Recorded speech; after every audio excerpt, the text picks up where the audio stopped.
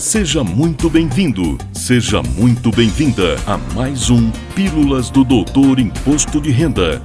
Dicas, orientações, notícias, informações úteis e conhecimento na dose certa. Com vocês, o professor Walter Coppi. Olá, vamos falar de imposto de renda.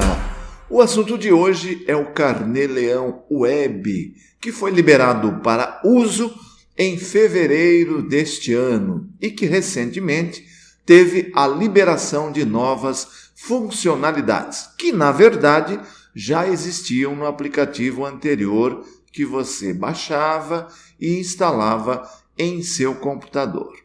E para variar, encontrei na internet algumas informações que não correspondem às regras vigentes, ou seja, estão erradas e em desacordo com as orientações passadas pelo fisco.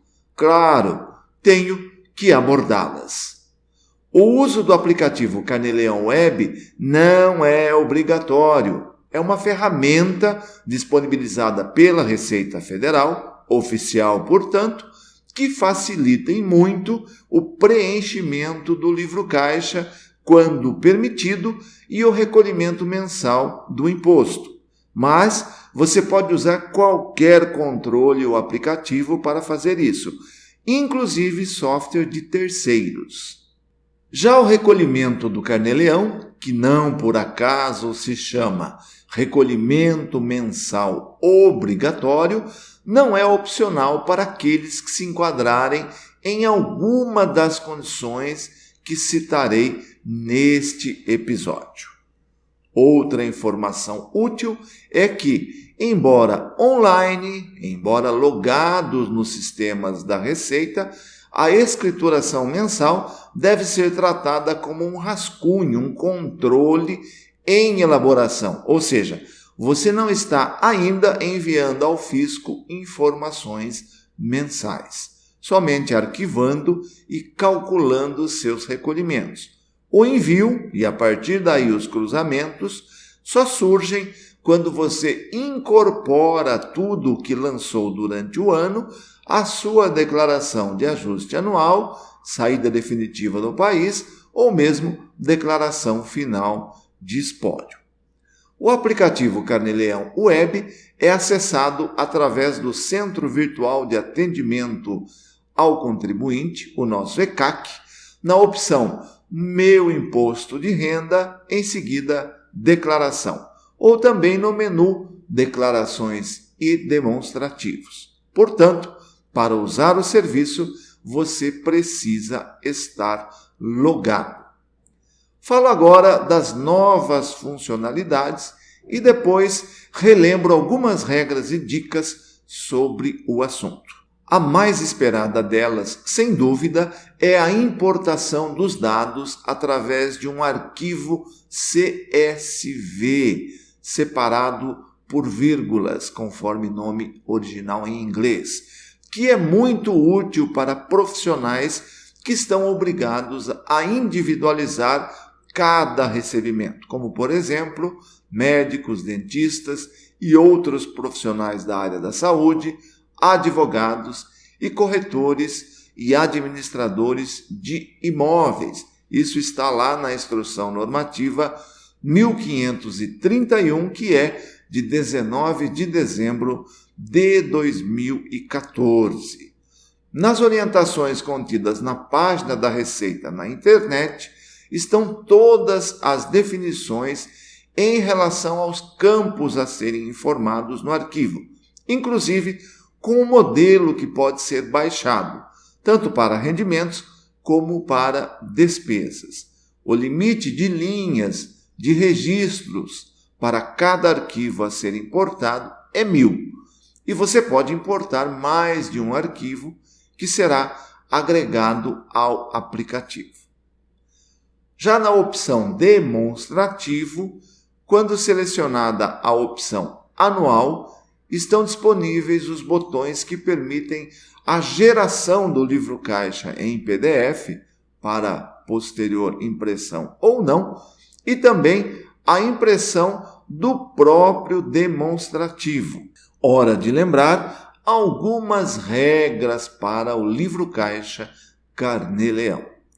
Os principais rendimentos que estão sujeitos ao Carnê-Leão são, vamos lembrá-los, trabalho sem vínculo empregatício, aluguel e arrendamento, pensão alimentícia, rendimentos do exterior, rendimentos de leiloeiro, rendimento de tabeliães e assemelhados, entre outros.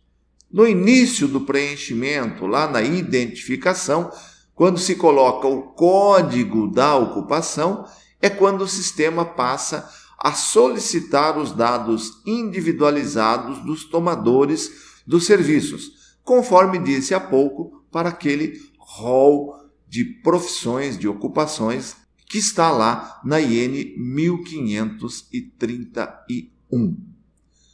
As deduções do rendimento permitidas para cálculos do Carnê-Leão são, vamos lembrá-las, contribuição previdenciária oficial, dependentes, pensão alimentícia paga e as despesas escrituradas em livro-caixa.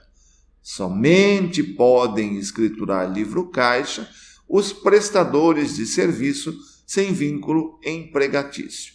Os demais rendimentos sujeitos ao Carnê-Leão não permitem a dedução do livro-caixa. São dedutíveis as despesas necessárias à manutenção da fonte geradora das receitas, ou seja, despesas de custeio e despesas indispensáveis. Não são dedutíveis as chamadas despesas de capital, como, por exemplo, a aquisição de um computador. A lógica é que bens com durabilidade superior a 12 meses não são dedutíveis. Assim, não são aceitas também despesas de depreciação de instalações, máquinas e equipamentos, bem como despesas de arrendamento.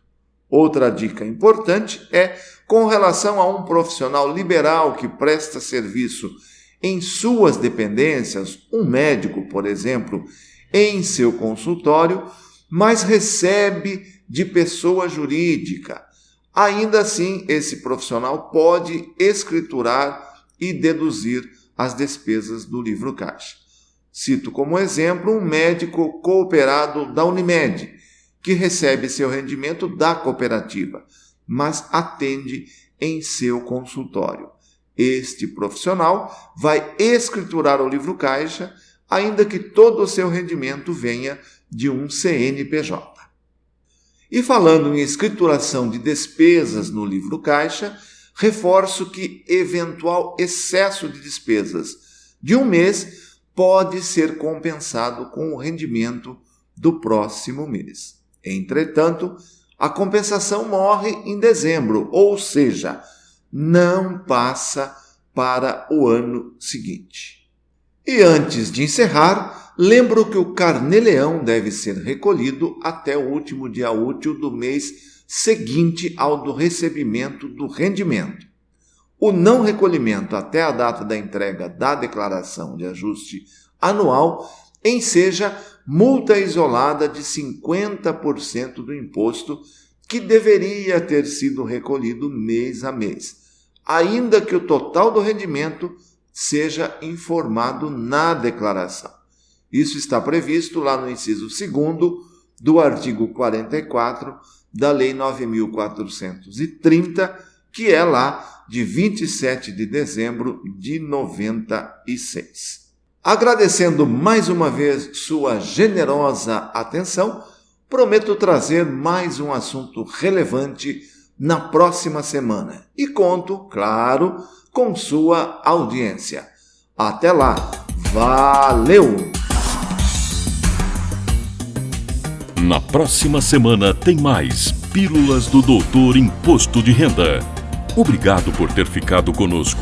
Espalhe a novidade aos amigos. Mande suas sugestões de pauta, seus elogios e suas críticas para pílulas@doutorir.com. Até lá!